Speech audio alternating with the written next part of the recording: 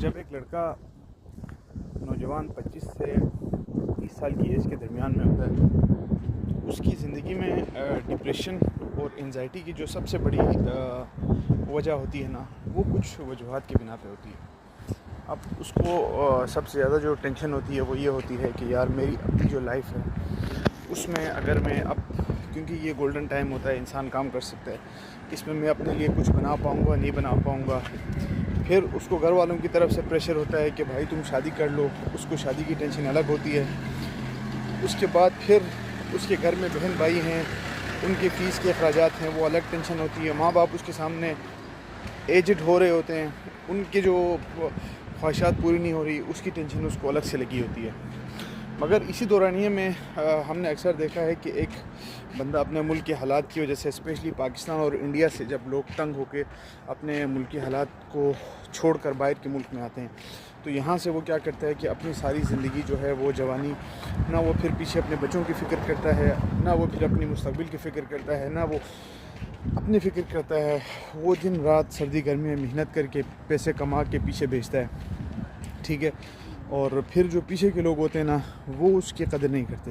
وہ کہتے ہیں کہ بھائی یہ ایک ATM مشین ہے، اس سے جتنا ہو سکتا ہے جوس نکل سکتا ہے اتنا نکالو، جتنے سے پیسے نکل سکتے ہیں اتنے پیسے نکالو۔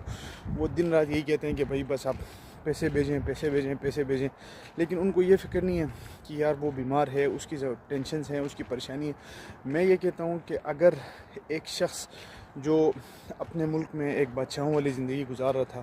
وہ سب چھوڑ کے اگر وہ ملک سے باہر پردیس میں آیا اور وہ یہاں پہ 6-7 بندوں کے ساتھ روم میں ایڈجسٹ ہو رہا ہے، اور وہ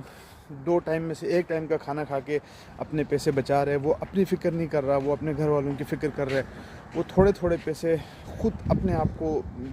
ختم کر کے آپ کو پیچھے بھیج رہا ہے، تو آپ جو بندہ پیچھے انڈیا ہے، پاکستان ہے، جدھر بھی ہے، وہ لوگ اس بندے کے مقروض ہوتے ہیں۔ تو لوگ اس چیز کو نہیں دیکھتے، لوگ بس اس کے اوپر جو ہے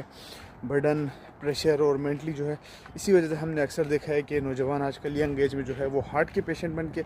ہارٹ اٹیک سے مر جاتے ہیں، یا پھر میکسیمم جو ہے وہ سوسائڈ اٹیمپٹ کر لیتے ہیں۔ تو میں آپ سے